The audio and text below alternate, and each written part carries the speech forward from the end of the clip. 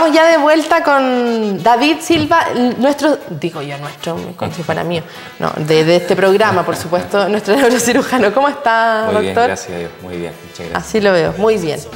Oiga, hoy día, ¿me estaba comentando la película usted? Sí. No solo habla de cosas médicas, el doctor también habla de más cosas, ¿sí? Muy buena la película, sí. Ya, entonces está recomendada. Está aprobada. Está aprobada, así que ya sabe, hoy a las 22:30 horas. Doctor, hoy día vamos a tratar un tema, ya comentábamos, lo que se trata del infarto cerebral. Claro.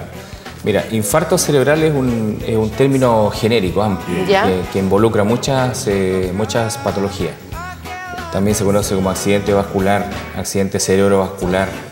Tiene diferentes nombres, las personas lo conocen. Accidente vascular encefálico es lo que más frecuentemente se usa. Habitualmente los pacientes que llegan derivados por este tipo de patologías lo mandan como AB, accidente vascular encefálico, pero son sinónimos. ¿Y qué pueden producir estos infartos cerebrales? Mira, en general hay que distinguir dos grandes grupos de estos tipos de accidentes vasculares. Unos que son hemorrágicos, o sea, cuando hay un sangrado dentro del cerebro, y otros que son isquémicos. ¿Ya? Lo isquémico se refiere a que una zona del cerebro queda sin irrigación, sin que le llegue sangre. Y dentro de esos isquémicos hay dos tipos. Unos que son infartos embólicos, o sea que un trombo o cualquier elemento extraño, puede ser aire, puede ser grasa, hay embolías aéreas, embolías grasas, van, ¿cierto?, a través del torrente sanguíneo, impactan una arteria y la tapan y producen una zona de isquemia. ¿Ya? Y otro que son los infartos trombóticos, que son porque la sangre, por decirlo así, se coagula dentro de las arterias por diferentes factores y también produce lo mismo. O sea, finalmente, cualquiera de todas estas causas, lo que determina es que una zona del cerebro se quede sin recibir el aporte de oxígeno que necesita para vivir. ¿Cuál de estas? Hablamos de los dos primeros, de las dos diferencias de infartos cerebrales. ¿Cuál es la más complicada? Mira, debe haber una que es más complicada. Las dos tienen sus complicaciones porque va a depender del origen. Por ejemplo, un accidente vascular encefálico hemorrágico por un aneurisma roto, por ejemplo, es muy grave. Produce mortalidad como un 60%. O sea, un 30% de los pacientes se mueren inmediatamente con el primer hemorragia por un aneurisma roto. El otro 30% más o menos aproximadamente muere en el intertanto en que se produce el accidente hemorrágico y se hace el tratamiento. ¿Ya? De tal forma de que los aneurismas rotos ahora están dentro del plan auge. Es una patología que está protegida por ley, dada la gravedad que tiene. Oiga, doctor, a ver, ¿por qué es que se tapan estas arterias? Porque, por ejemplo, se dice, no sé, pues, uno tiene que comer más sano, pero a veces se dice que estos infartos no tienen que ver siempre con la alimentación saludable, sino que hay otros factores, porque uno siempre le pregunta a los doctores, oye, pero ¿por qué pasa esto? Y al final no hay una causa única. Habitualmente yéndonos, digamos, a los accidentes de tipo isquémico, que son los trombóticos y los embólicos. Básicamente yo le diría que hay muchos factores que determinan que se produzcan estos infartos. La diabetes, la hipertensión, la hipercolesterolemia, hipertrigliceridemia, enfermedades genéticas, personas que tienen como dicen las mismas personas, me dicen la sangre gruesa, o sea que tienen aumento del hematocrito, por ejemplo, en que la sangre fluye con más lentitud o con más dificultad dentro de las arterias. El cigarrillo, a propósito de lo que ustedes comentaban, es uno de los factores principales involucrados en todos los accidentes vasculares, independientemente de la causa, porque el cigarrillo produce lesión del endotelio vascular, o sea, de la capa que va por dentro de las arterias.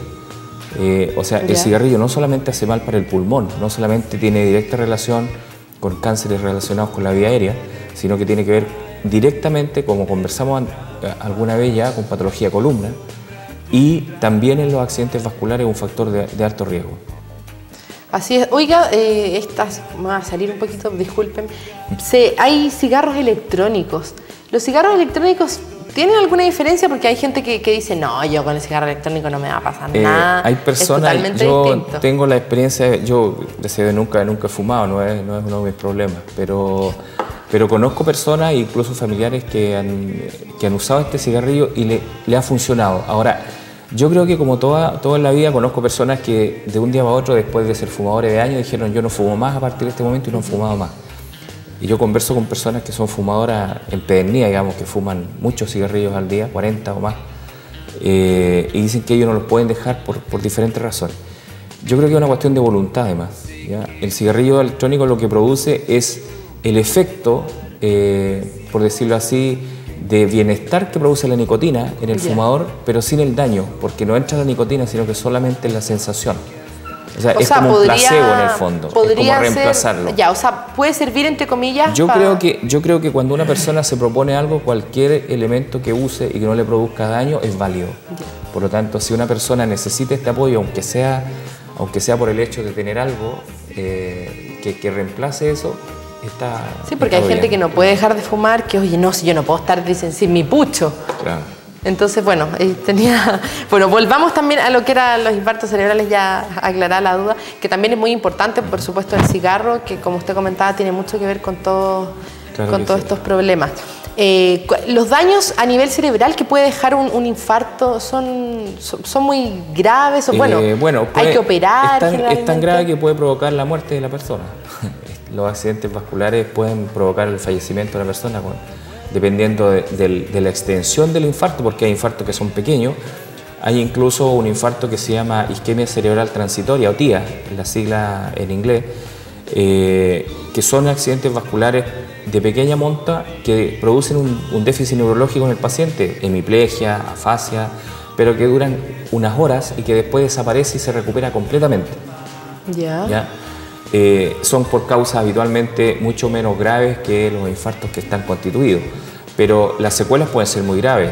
Los pacientes, si tú lo ves, son pacientes que quedan con hemiplegia o con dificultades para mover la mitad del cuerpo, o con problemas para hablar, o sea, con afasia, pero dependiendo de la localización de donde se produzca, porque no es lo mismo tener un infarto cerebral en la zona frontal del cerebro, por ejemplo, que tiene poca representación funcional, o sea, hay pocas actividades que conocemos que están asentadas en el lóbulo frontal. Por lo tanto, si uno tiene un infarto, o sea, si a ti te dieran a elegir, o a mí me dieran a elegir dónde quieres que te ponga un infarto, yo pediría que me pusieran el frontal del lado derecho, porque es el que menos secuelas puede dejar, ¿ya? Siendo igualmente complicado. ¿Y qué secuelas puede dejar que en el fondo sería como el más relajadito? Lo que se asienta más en el lado derecho son todo lo que es propositividad. O sea, las personas quedan apáticas habitualmente. Pierden el ímpetu, pierden la iniciativa en general. ¿Ya? Y por el otro lado puede quedar lo que se llama mórico, o sea, totalmente desinhibido. Personas que antes eran muy correctitos y que se transforman en la antítesis de lo que eran anteriormente. ¿Usted prefiere eso? Podría ser. Es que antes de quedar hemipléjico o afásico, es una posibilidad. Y esto, y por ejemplo, ya, usted dice que quedan algunos apáticos y todo eso, pero puede cambiar su personalidad, pero esto no se puede trabajar después con algún especialista. Claro que sí, siempre hay rehabilitación. Y va a depender del grado de daño que haya provocado en el cerebro. Si es un daño muy profundo va a ser definitivo, si es más superficial puede ser recuperable, y para eso están los psicólogos, los psicoterapeutas, los rehabilitadores ocupacionales. Es decir, hay un montón de profesionales que trabajan en recuperar las secuelas que dejan los accidentes vasculares o cualquier daño en el cerebro. Así es. Oiga, si usted tiene alguna duda, por supuesto, las líneas están abiertas, 2671-3780, ahí va a estar saliendo en pantalla, si quiere preguntarle algo al doctor, que estamos hablando de los infartos cerebrales. Oiga, uno siempre tiende a decir infarto cerebral, le da solo, tenéis sobre 50 años, como los exámenes que las mujeres se tienen que hacer, el examen del cáncer de mama, sobre los 35, ya, si no. En el caso de los infartos, bueno, ya sabemos que todas estas enfermedades ahora ya...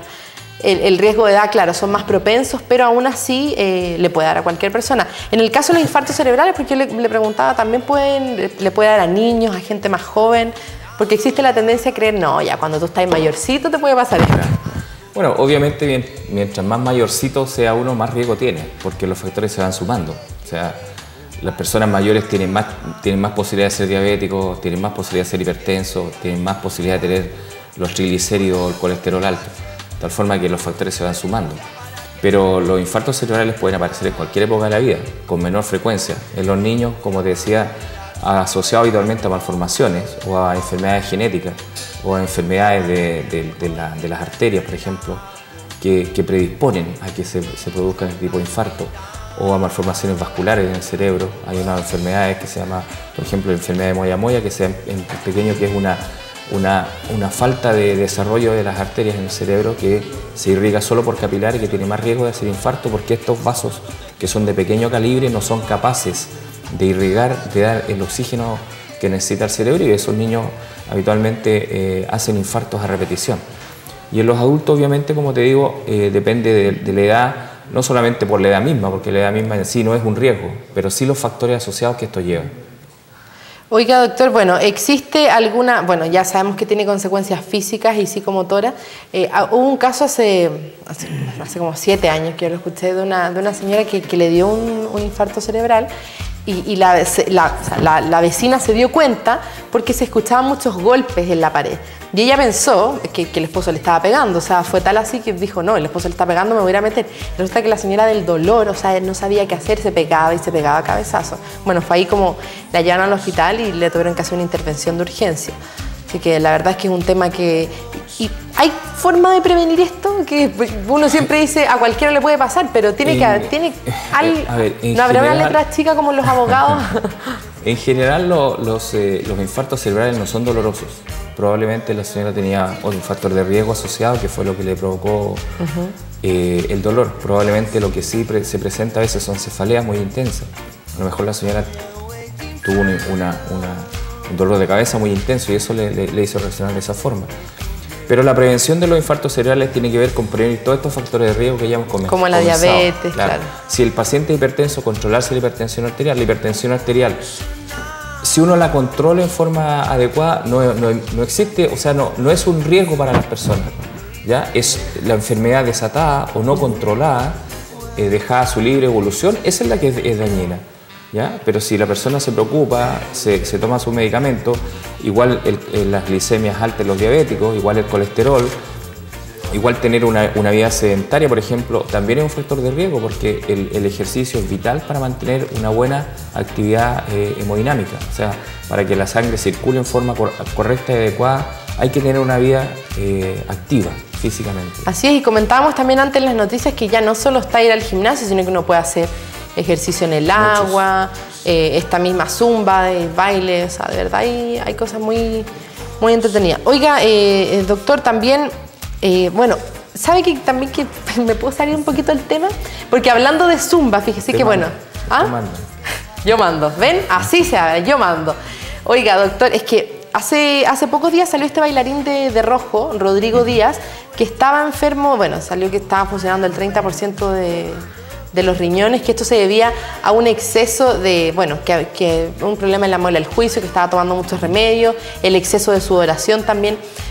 Voy a aprovechar que lo tengo acá porque necesitamos saber de un especialista si es verdad que esto, porque decían que la clínica no está autorizada a dar mayor información sobre el tema, pero cómo pueden causar también estas cosas que uno de repente también las ve día a día y que dice, oye, ya, yo tengo una muela del juicio, me voy a tomar los remedios, pero también combinarlo con una mala alimentación de verdad puede ser nefasto para la salud. Claro, lo que pasa es que ahí hay varios factores que uno debe analizar. Primero, las personas que hacen deporte, como el bailarín que seguramente suda mucho, transpira mucho durante todo el día porque tiene diferentes horas de trabajo. Si no se preocupa de hidratarse adecuadamente, puede dañar severamente los riñones. Los riñones dependen para funcionar del aporte de líquido que uno les entregue, y eso tiene que ver con la cantidad de líquido que ingiere. Hay una insuficiencia renal, o sea, se puede llegar a un daño tan grave renal que requiera trasplante renal o diálisis. Y eso se puede deber a un poco aporte, eso se llama insuficiencia prerrenal, o sea, porque al riñón le está entrando poco líquido, empieza a funcionar en forma inadecuada. Y cuando al riñón le entra mucho líquido, a ver, no sé si estoy bien con el nombre, no es nefrosis, no sé si era nefrosis, que una vez a mí algo me comentaron, porque uno generalmente cuando las mujeres también hacen dieta, toman mucha agua. Claro. Entonces de repente dicen, oye, no es tan bueno tomar tanta agua porque los riñones se ponen a funcionar muy rápido. Si usted tiene una función renal normal, que tome mucho líquido no hay ningún problema. Ya. Porque el riñón está capacitado y preparado para eliminar el exceso de líquido que uno tome. ¿Ya?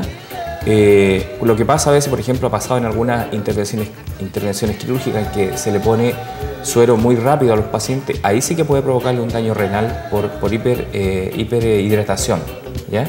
La nefrosis es una enfermedad que no tiene que ver con insuficiencia renal. ¿Ya? Hay dos tipos de enfermedades renales, ya estamos hablando de otro tema, pero hay nefritis que son inflamatorias y nefrosis que son degenerativas, ¿ya? Que no tiene que ver con el aporte líquido ni nada de eso. ¿Ya? Bueno, y lo otro con respecto a los medicamentos, obviamente que el uso indiscriminado de antibióticos, de medicamentos, puede provocar un daño renal, así como puede provocar problemas gástricos, de gastritis, de úlceras. También el uso de medicamentos durante tiempos prolongados puede provocar un daño renal que a veces es irreversible. De hecho, incluso el paracetamol, ojo, el paracetamol siendo un medicamento muy usado, muy utilizado, que se supone y efectivamente es que produce menos riesgo, hay algunas personas que tienen reacciones anafilácticas al paracetamol y hay personas que han tomado un paracetamol en insuficiencias renales. O sea, hay que tener cuidado con los medicamentos. No automedicarse, que es lo que siempre uno dice. Claro. Y aun cuando sea indicado por un profesional, si uno no tiene el antecedente de que ese paciente tiene una hipersensibilidad al medicamento, también puede provocarle daño, ¿ya? Puede leer uno también la letra chica que traen los... Hay que tener cuidado. Lo que traen pasa como es que, un formulario. Lo que pasa es que a veces es primera vez que el paciente usa el medicamento, no tiene ninguna forma de saberlo, ¿ya? Perfecto. O sea, hay que esperar un poco las reacciones. Las reacciones son individuales, obviamente. Ya. Oiga, doctor, bueno, ahí yo me salí un poco del caso de Rodrigo Díaz, que también es un poco abarcar, la gente no sabía bien lo que había pasado, estaba como muy confuso, mayormente no salió algún médico, ni ningún canal de televisión. Claro, nosotros estamos hablando, suponiendo que lo que se dice claro, es cierto, o sea, que fue por insuficiencia renal, por deshidratación, producto del baile y el uso de los medicamentos, que es una mala combinación. Porque tú tomas medicamentos, ingieres poco líquido, por lo tanto el efecto que pueden provocar esos medicamentos en los riñones es mucho mayor que si es que estuviera bien hidratado. Y sumarle el estrés también, que no es un factor menor. El exceso de trabajo, la fatiga, o sea, hay muchos factores que pueden provocar daño. O sea, también es importante hidratarse bien. Nosotros siempre lo recomendamos tomar mucha agua, sobre todo en estos días de calor. Sobre todo en estos días de verano. Oiga, doctor, bueno, estábamos un poco ya retomando los infartos cerebrales. No hay mayor forma, prevenirlos sí con estos factores de riesgo como son la diabetes, la hipertensión. El ejercicio. No fumar. Sí. No fumar. La verdad es que a mí el cigarro, yo tengo un trauma con el cigarro. O sea, aparte, también lo comentábamos fuera de pantalla con Javiera, le comentaron las noticias, uno que ha pasado cigarro, entonces también es incómodo. O sea, uno saluda a alguien y es como que le pegan una cachetada con el cigarro. Sobre todo para la gente que no fuma, tiene muy hipersensibilidad a los olores. Sí, así es. Oiga, los tratamientos, ¿hay tratamientos para superar esto? Ya comentábamos que sí, que había muchos tratamientos. ¿Con qué especialistas se hacen esos tratamientos? A ver, va a depender de la causa del infarto o el tratamiento. En general, los infartos cerebrales en general no son de resorte quirúrgico, o sea, no se operan, porque lo que hay que hacer ahí es restablecer la circulación. Hay algunas causales de infartos cerebrales que sí pueden ser tratados en forma activa, como por ejemplo una trombosis arterial en que se hacen tratamientos endovasculares. A través de la arteria, digamos, hay dos tipos de tratamiento principalmente. Uno en que se retira el coágulo, ¿ya? Y eso puede ser endovascular o quirúrgicamente, o se disuelve el coágulo mediante la instilación de sustancias que producen destrucción del coágulo dentro de la arteria. Oiga, doctor, ¿y cuando hay que operar, o sea, hay que abrir el...? No siempre, porque los tratamientos endovasculares se hacen a través de la punción arterial y se llega con un catéter hasta la arteria comprometida. Pero en ocasiones, cuando no es suficiente eso, hay que llegar a una cirugía y eso se llama endarterectomía, que es abrir la arteria, sacar el coágulo y después suturar la arteria. Oiga, y esto, bueno, yo creo que es un poco más complicado ya. ¿Cuánto tiempo? Obviamente que es más complejo. ¿Cuánto tiempo se demora uno en recuperarse? Yo espero que no. Es que ahí también influye el tiempo. Es súper importante el tiempo que demora entre que el paciente hace el ictus, el infarto cerebral, y el momento que se hace el diagnóstico y el tratamiento. Mientras más precoz es eso, es mejor. Lo que pasa es que por el sistema público que nosotros tenemos, la derivación de los pacientes se retarda mucho y eso hace un poco complicado tener buenos resultados con los pacientes, porque habitualmente están en zonas alejadas y en que lleguen a un centro donde les pueden brindar atención adecuada pasan fácilmente un par de horas. Así es, doctor. Muchas gracias. Yo cada vez salgo más entendiendo más de los temas de salud.